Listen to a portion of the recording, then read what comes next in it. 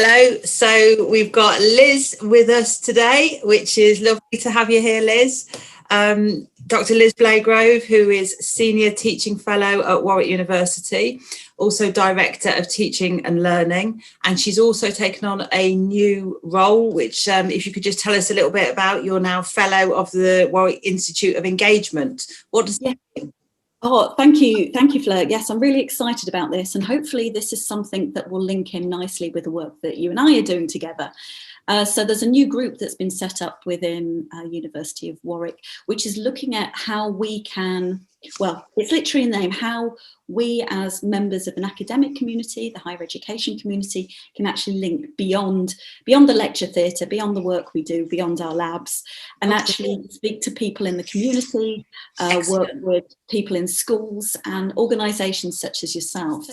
Oh, that's great. I think having that practical application is so important, isn't it? And getting the work out into the community. So yeah, that's great. Really good.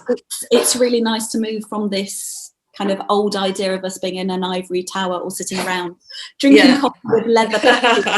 And I think it's not, the work we do in higher education and in academia is about real life. It's about applying it to real people doing real things. So definitely. And psychology is so relevant. I mean, especially now at the minute. So it's brilliant. Yeah. Thank you for that. I think so. Yeah. But, oh yeah. I'm glad that not everybody agrees. So well, today, building on what we were talking about last time, all about second chances, we're talking about strengths and weaknesses. So I think that's really relevant now as people are coming out of COVID, out of this pandemic situation. And I think it's very relevant that we're looking at what people have got in their toolkit to actually build on and where those strengths and weaknesses are for people. So first question, what are strengths and weaknesses? Right. So can I take a little bit of a step back and link us into the conversation we had previously? Hopefully people have had a chance to look at that and think about some of the things we chatted about. But I think one of the issues that we have, particularly with the idea of second chances, is that we focus on where things have gone wrong. Yes. And we're very used to thinking about, I'm putting air quotes on it, you know, we can talk about it about different opportunities and flagging up where something hasn't worked so smoothly and we might want to take a different course. But quite often people think about what that says about them. And they assume that it means that they have some kind of failing, that there's some deficiency, something they lack that means that they're not able to take advantage of opportunities or take those second chances forwards. And like we talked about last time, the idea there is perhaps sometimes you get trapped in fear about what's going to happen next or history repeating itself, and you become what's called a self-fulfilling prophecy. It's almost like you're concentrating so hard on the failure that you don't see where you've succeeded and you don't have a chance to grow. So I think one of the nice ways of turning that on its head is about thinking about this idea of strengths and weaknesses. And the particular thing I want to talk about today, if it's okay with you, is this idea of strengths. Strengths and weaknesses, in a very everyday way of thinking about this, are obviously the things that we are good at and the things that we're not so good at. Yeah. You might notice the way I'm using language already, that I'm not saying the things we're not good at, I'm saying the things that we're not so good at. Right, so yes. Always this That's idea. Good. I like that.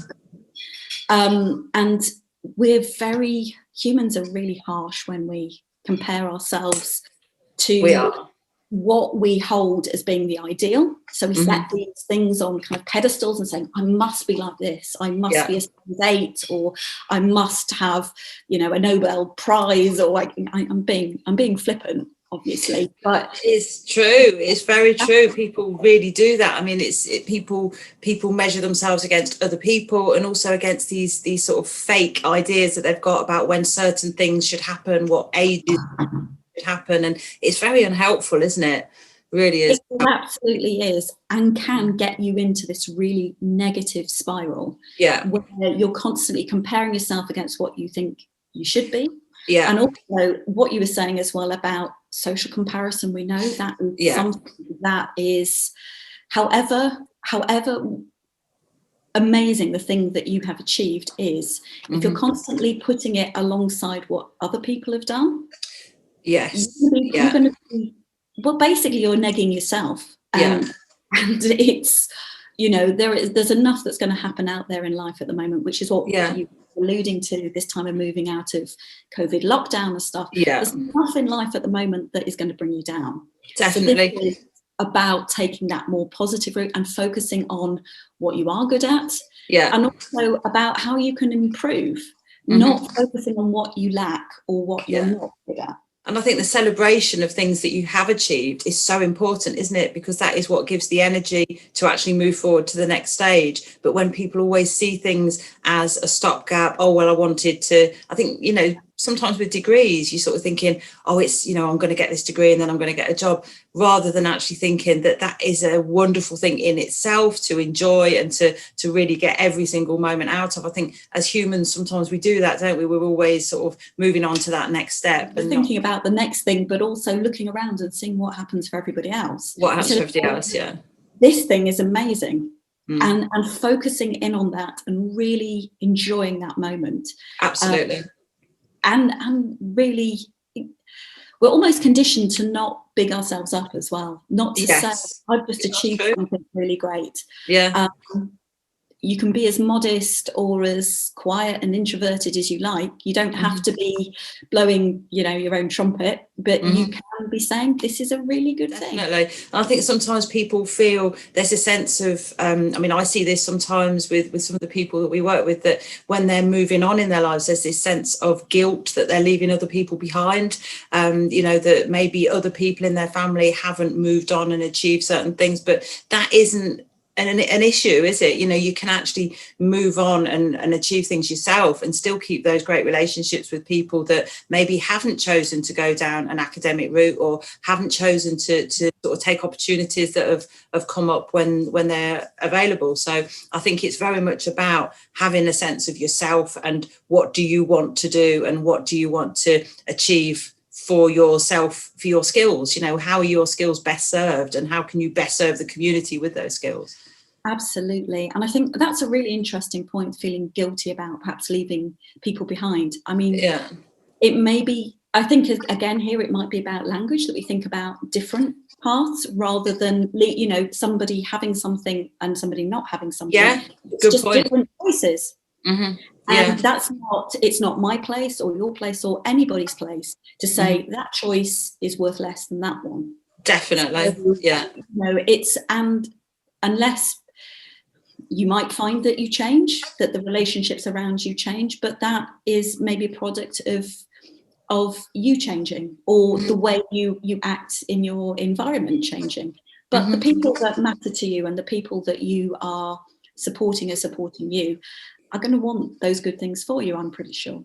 Yes, absolutely. And I think that's part of the process with some of the young people that we work with. It is about seeing those skills and seeing how people can support you in that and how people are genuinely wanting you to do well. And I think that's a really important part of people progressing, isn't it? I really like that. And a lot of the work we do focuses on that. I think particularly an example that I've got that fits in quite well is maths. I think a lot of young people, they come to us when they've failed their maths exam. They've got to get their maths level 2 in order to progress, and they really do struggle with that. So we try and sort of move more to functional skills, for example, rather than getting them to keep retaking GCSE maths, because that is very detrimental, focusing just on that thing that is probably their weakest subject and having to just keep doing it because it takes energy away from where they're trying to get to. So I really like that idea, because I think there's only so much time, isn't there? There's only so much energy. And so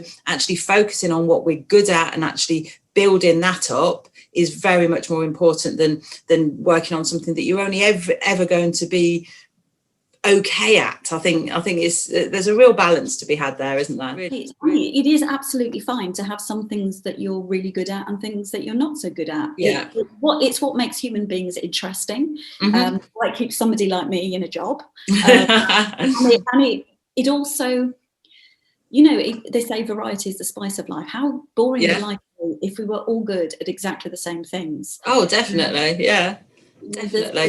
The idea of focusing in on what makes you happy and what gives you, I mean, it sounds a little bit kind of, sounds a little bit naff, but going the things that give you joy in what you do. Absolutely.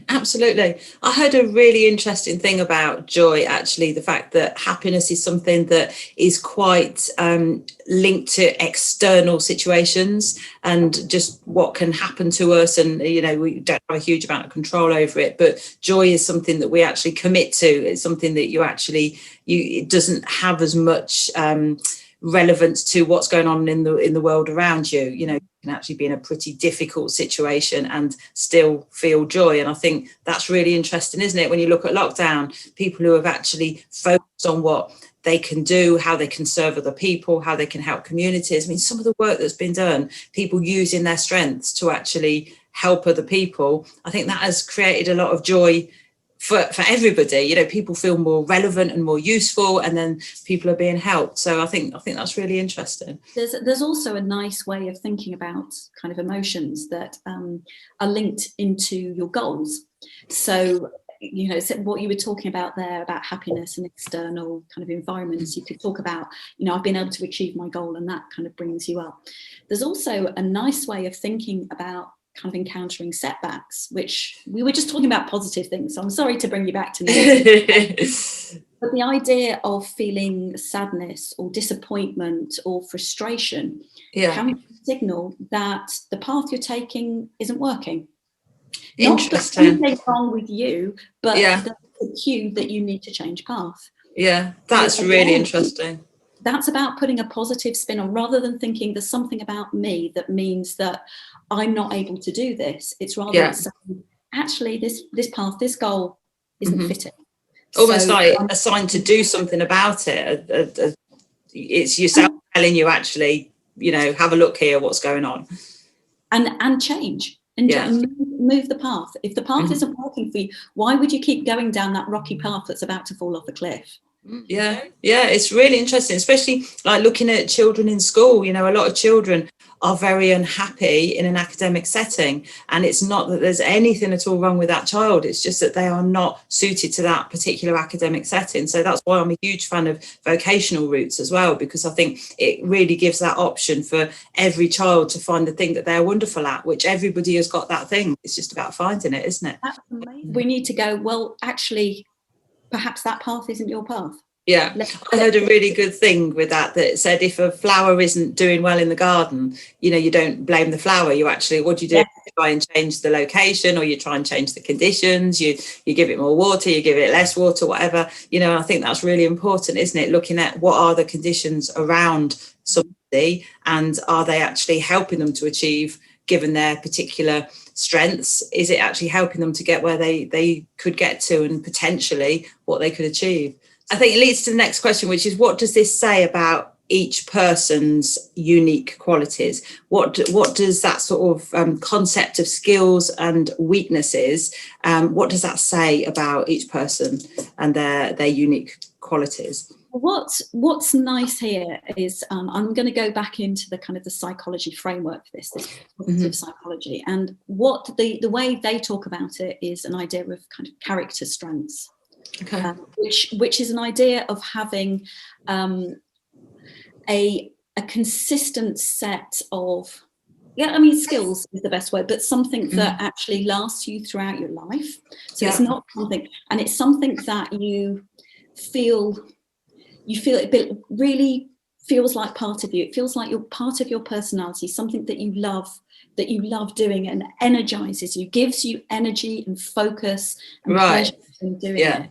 And the idea with the psychology framework around this, coming from the literature, is that each and every one of us will have a number of these character strengths, or a range of them, but some of that will speak to all of us. So it's almost, again, that we can turn around and push and say, we're not going to talk about the W word. What we're going to talk about, so that's weaknesses, in case you're wondering, which W word, I'm aware. But you can focus on what makes them unique, what is special that they bring to their environment. And I love the fact that this framework says everybody has something. That's lovely. Yeah. And you might be so used to thinking about strengths and weaknesses and not pushing the W's to one side. Just, you know, that shift of focus can give people real hope and real sense of achievement, rather than worrying about what they aren't doing or what they find difficult to do. I love that. Celebrating what you are able to do. Yeah. And I think then it makes you look at those things, doesn't it? Rather than saying, like, take the example of young people coming out of school potentially without their maths and their English. It's like, okay, they've not got their maths and their English. Academically, that is an area where they may find that they've got weaknesses. However, they are incredible at communicating, or they are incredible at actual practical skills, and they can build things, or they can mend things like other people can't. That's where the focus, for me, I think truly that's where we should focus, and that's what we do through our work. You know, it's all about finding those skills that, like you're saying, what makes you happy? What is it that actually gets you in that state? I had this thing about like this flow state. What do you do that gets you lost? I love that idea. I love it. That's where are you? Are you psychology? I love it. It's really interesting that you've picked up on that one. I love it too. Yeah. So flow state is an idea that comes out of positive psychology, and it's, you see, these ideas are kind of floating around in society, but perhaps people don't actually have the label for them. So flow state is something when you're doing something that you are so passionate about and skilled at, and you've got this perfect blend of challenge to the situation and expertise that you bring to it, that you're balancing those two things. And when you're in a flow state, you lose sense of time. So time can either speed up or slow down. You have this sense of being completely absorbed in what you're doing. So you kind of can filter out every other every other distraction that's in your environment. You're just focused in on this, and it's something that kind of gives you pleasure and enjoyment just in doing that thing. You're not thinking really good. You're not thinking about what anybody else thinks. It's purely pleasure for you in the time. So that must be a very, very good way as well of being really productive, because if you're in that really highly engaged state, that's where people are really productive, isn't it? It is. And what I love about that is it doesn't matter what you're doing, what it is that somebody's doing, whatever their passion is or the task they're doing. It can be a number of things, a huge range of activities you'll be doing. And what I find really interesting about that is because we often talk about kind of pushing ourselves and challenging ourselves. If the challenge is too high compared to the expertise you bring, then the person gets anxious. So flow state into, if the challenge is too low and the expertise is too high, then the person gets bored. So you have to actually be, and I'm kind of, there's this idea of a channel that's in between, mapping those two things. So it's about finding what you're really good at, what makes you happy, and then pushing that and taking yourself and celebrating the success and the pleasure you get from doing that thing. That's brilliant. Or exercising that particular part of your personality. That, like you said, being a great communicator, being somebody that empathizes and supports other people, being somebody who is very fair. There are all sorts of activities and characteristics of people that contribute so much to our society and to the overall flourishing of that person and the people around them, that we just don't think about as being something that should be celebrated.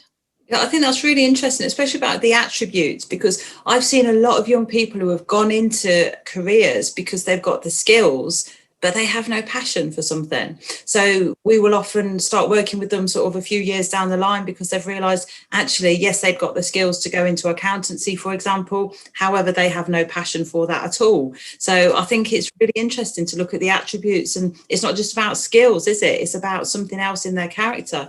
And I think now during lockdown, it's been really hard for people. And I see, when you're talking about flow state, I see a lot of that with our trainers at PetXI, because when you put them in a room, in a classroom with young people, they are in that flow state. You know, that is where they belong. It's just they up, they're alive, they are amazing, and the day just disappears. It goes so quickly. So they've done really well doing it all over Zoom and Teams and all these different platforms, but it's not the same as having that state where you just feel this is where I'm meant to be. And I think, you know, really hard for people during lockdown, hasn't it? Because they've not had all of those opportunities to get into those things that they do so well and they love. That connection and that energy. But that's a really lovely time. I bet your trainers, when they're in that state, they'll blink and it's like, where's that 2-hour session gone? Exactly. Yeah. So, I mean, that's really great. Looking at it. It is. I mean, there's one last way that might be useful to look at, and I'm hoping this is tying in with your question enough. So there's an organisation called Capfinity that uses character strengths to actually map on, to help people find kind of occupationally. It's exactly what we're talking about. It's not just talking about skills. Yeah. It's talking about skills plus what is part of you that will enable you to flourish in a particular career. And one of the things that positive psychology tells us is that people will flourish most if they see their work as a vocation, not just a means to get money, not just a means to advance themselves, but something that they are really called and enthusiastic to do. That is lovely. Yeah, really, really lovely. I think that's something as well. I'll always say to people at PetXI, stay at PetXI as long as you think it's the best job in the world, because it's much a vocation. You know, people couldn't do the work they do unless they truly believe in it, because often they're working in really quite challenging situations. And I always say to them, stay as long as you think it's the best job in the world. And then if you fall out of love with doing what you're doing, move, because you're not a tree. And I love this idea that, you know, you have got choices all the time. You don't have to stick with something that isn't giving you that sense of fulfillment. And if you're not getting that sense of fulfillment, you won't be passing it on. And I think that's the thing for me, that the trainers in particular, because they're sort of frontline staff, you know, they have got to have that complete joy in what they do in order to engage people who are quite disengaged a lot of the time. So, I mean, not all cases, you know, we work with people who may be very engaged, but a lot of the work we do, we're getting people back to that state of being engaged. So I think you do have to have that in order to pass it on, don't you? Absolutely. And what I like about the way, so the way that I needed to talk about the organisation, because they framed it in a particular way, is they think about these character strengths, so these attributes that you have, as falling into kind of one of 4 categories. Oh yeah. And the first one is what they call realized strengths. So this is something that you use every day, gives you that passion, like you're saying about your trainers, being in the room, making people enthusiastic. Yeah. So this thing they use every day. And that gives them this fulfillment and this energy. Then they talk about something that is like a learned habit, it's still a strength, but you're using it so much that it's beginning to take a little bit of the shine off it. Right. So okay. You're doing it because it's what you do, rather, and it's still a strength and it's still something that's brilliant, but perhaps it doesn't bring you that same energy. So in that category, you have to think about actually how you can get the sparkle back, because it's still something that is brilliant about what you do. It's become a little bit of a habit and a little bit kind of tired and worn. Yeah. And the third category of strengths they have talking about are unrealized strengths. And these are things that you have within your personality. They're skills and characteristics that you have, but you're not getting the chance to use yet. So it's about identifying those and go, right, well, how can I move them from this category, these things that I can do and that do bring me this sense of contentment and energy and fulfillment, and make it so that this is something I use every day. Oh, that's good. That's good. The fourth category is our W word, and it probably won't surprise you to know, well, look, I mean, just counting, there's 3 categories of strengths and 1 category of weaknesses that you basically ignore, because those things will take care of themselves. And I like that.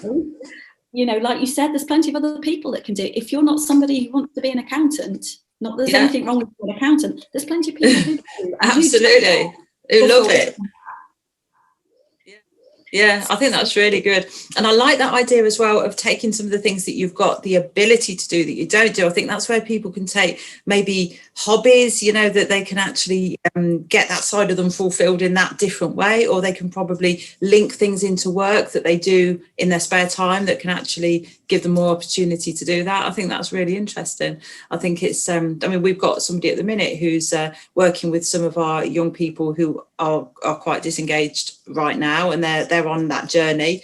And this particular lady, she's really great at gardening. She's got an allotment, and she's getting the young people involved in that through Historic Coventry Trust and these gorgeous gardens and buildings that have been renovated for 2021. So I think, you know, taking a skill that you've got outside and a passion and bringing it to your work is amazing, because it's something that you are really passionate about, that you can get other people enthused about, isn't it? And you can pass on that energy, which is brilliant.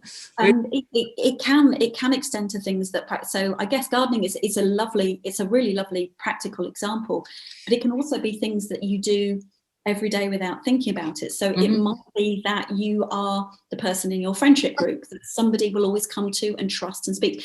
And that's a real strength, because you're somebody that is trustworthy and empathic. Yeah. Show care for the people around you. And you might think, oh, I'm just being a good friend. This is actually a character strength, and it's something that you can, or, you know, fairness. If, for example, if you're in an environment and you see something that's unfair, and you're somebody that will step in and be brave, step in and say, this, what's happening isn't fair here. We need to make sure that this is happening for everybody. And those are actually strengths that you can, if you can find a way to use them in your everyday life, but also in your passion and your career, will actually give you that fulfillment. And also to recognize them, because I think, like you said, some people just think, oh, that's just what I do, or that's just, you know, that's just being a good friend or whatever. But actually recognizing that and then being able to use it in different ways is really important, isn't it? And I think that's really, it takes us on to the next question: how can we focus on the positives? And I think, you know, recognizing them is clearly, from what you're saying, an important thing, and actually trying to replicate or find new opportunities, would you say, to use them? I think identification first. Brilliant. Yeah. Working out what they are, whether that's something, and, you know, I'd encourage people to, you know, as we're coming out of lockdown, which is great, but we're still having to be careful. Your fingers can still do the walking.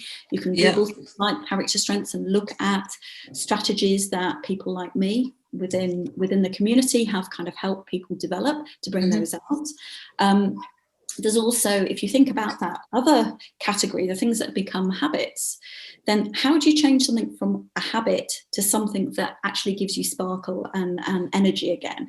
And it's perhaps thinking about doing things in slightly different ways. So you're doing the same thing, but you're moving it to a different environment, or you're just shaking it up in some way. What would be an example of that? Well, okay, can I use the pandemic as an example? So one of the things that people like me that are involved in teaching in our jobs are doing, and something that is being quite a challenge for both me and the students that I work with, is moving my teaching from an in-person model where I'm there, I can work with them, like you're saying about your trainers, working. We've had exactly the same, but I can look at the challenge that the pandemic has presented, which is communicating my passion and my enthusiasm and getting people worked up with that as well, in the best possible way, you know, getting people enthusiastic as well, and thinking about how I can do that using different media, how I can do that online. And I'm not saying that I got bored of teaching, I really hadn't, but there was a certain amount of, well, I've been doing this for a while. And you try and bring in new things, but sometimes if you're busy, the incentive isn't always there to shake things up. Having to move to what we call a blended model, where some things are in person when we're allowed to do it and some things are online, means I have to think about everything I do about my teaching environment. Interesting. And bring this to it. And you know, it's quite an extreme example. I've had to do it because of the pandemic, but it is something that has made me learn something new about what I do, what I enjoy about it, and how I can bring that to something that I perhaps started to get taken a bit for granted. You know, that is so interesting. Yeah, I think. Do you think like post COVID then? I mean, this has sort of been the last couple of days, I suppose. I've been thinking about this, like this period of reflection that we probably won't naturally give ourselves. I mean, I don't particularly, I'm very good at that. You know, it's like, okay, we're back to normal life, thank God for that, amazing, we're all back together, etc.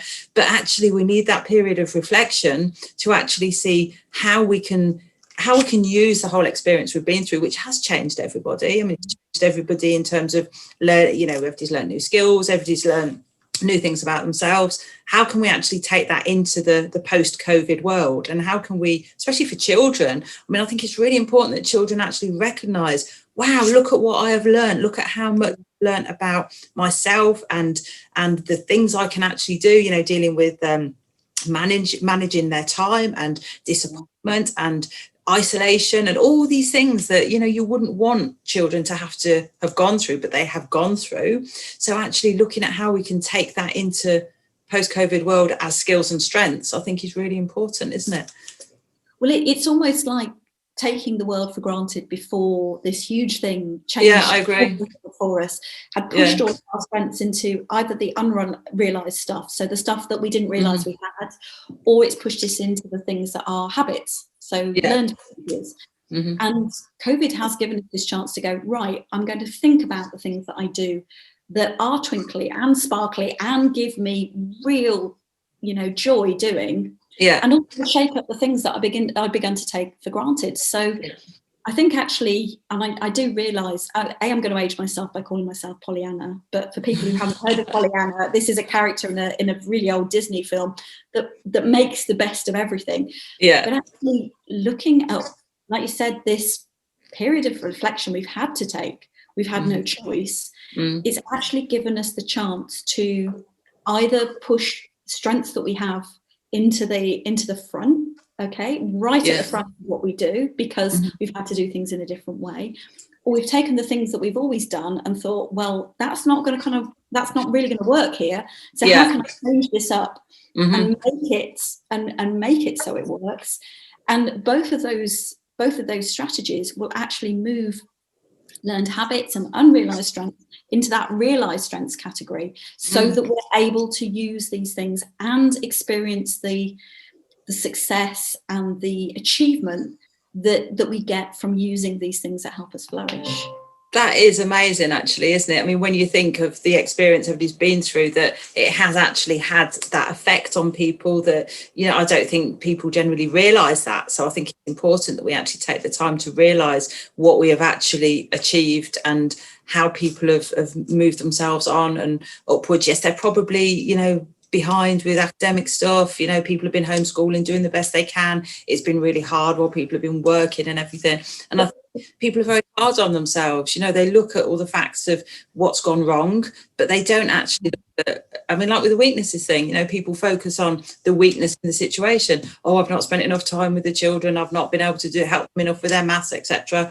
But in actual fact, there's so much good, there's so much they've learned, there's so much they've realised about themselves without necessarily knowing it. Like you were saying, you know, being able to change things up and actually make things that were becoming habits into something a lot stronger, I think is really interesting. I think we need to focus on those positives, don't we?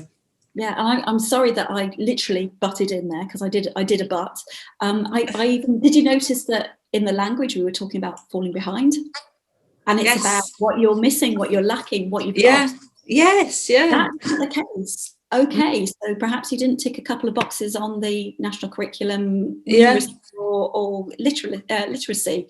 You will have learned other things that will be every bit, and you'll catch up with that. That's something to take care of itself. But your children that you've been homeschooling, or if you have been homeschooled, you will have learned other skills and been able to identify other strengths within yourself that have made you equally successful. It's just different, and different has been worse. Yeah, I would really like that to be the focus when children go back to school to a degree, because I think identifying those skills that they have learned and how they've actually, yes, they need to catch up in certain areas, like with maths and English potentially. However, they are really so far ahead in other skills that I think it's important that we take the time to identify what those skills are, because I think it will be great for confidence. It will be great for children to actually think it's not been, which I think a lot of people are talking about, you know, it's a lost year. People have lost a lot of academic focus, and it's not lost. There's so much good in there. That's different. Yeah, just different. Exactly. Yeah.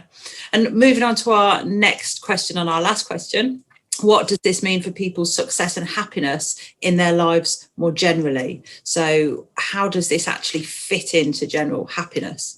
Well, I think one of the things, hopefully, that you've been able to see when I've been talking about strengths and the strengths approach and positive psychology as a whole, is that this is aimed to study how people become more happy, and whether that's an enjoyment form of happiness. So there's one form of happiness that psychologists have identified that is about enjoyment and enjoyment of your life, and that's felt quite difficult in this past year, because it's like we're saying, it's really natural to focus in on what you think you've lost, or what you're missing out on.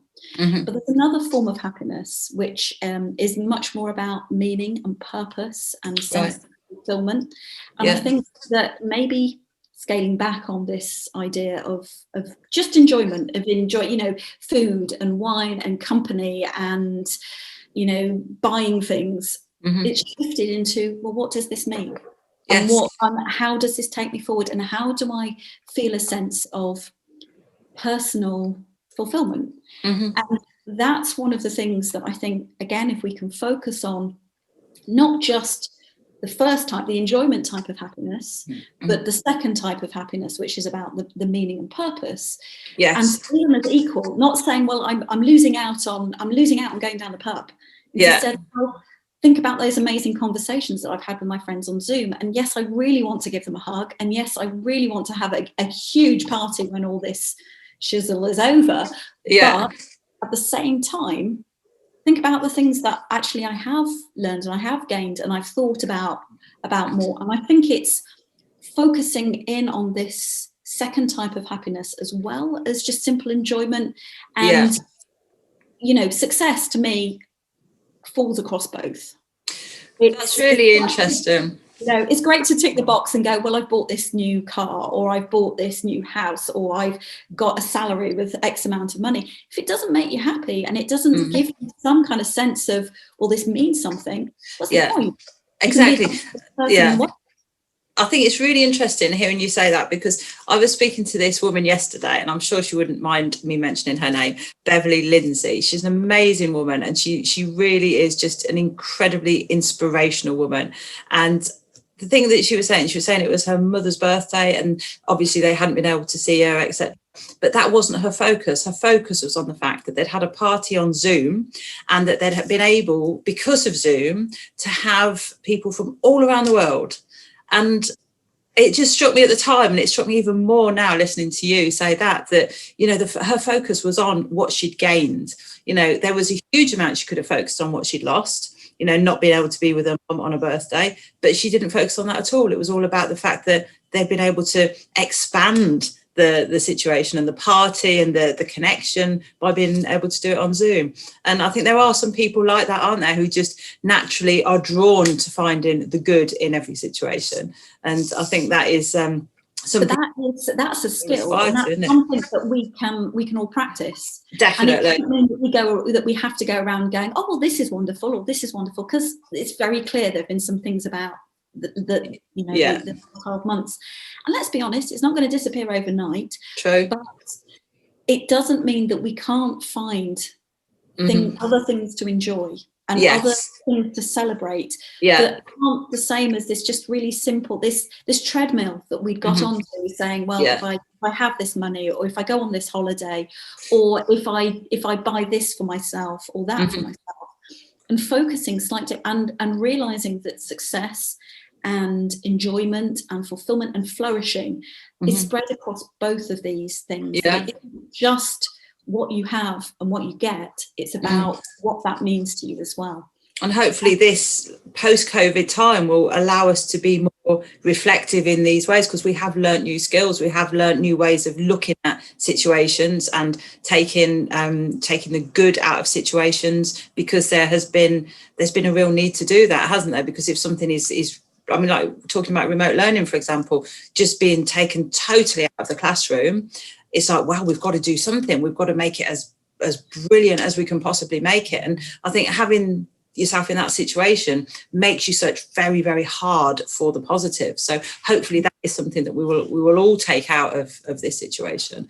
I hope so too. And I think it will, in years to come, when we look back, we'll go, well, this year has been a very, what we can call it, an interesting year. Yeah. But it will give us the tools to, rather than saying this is what we've lost, it will be instead, this is what we've gained and this is how we've grown.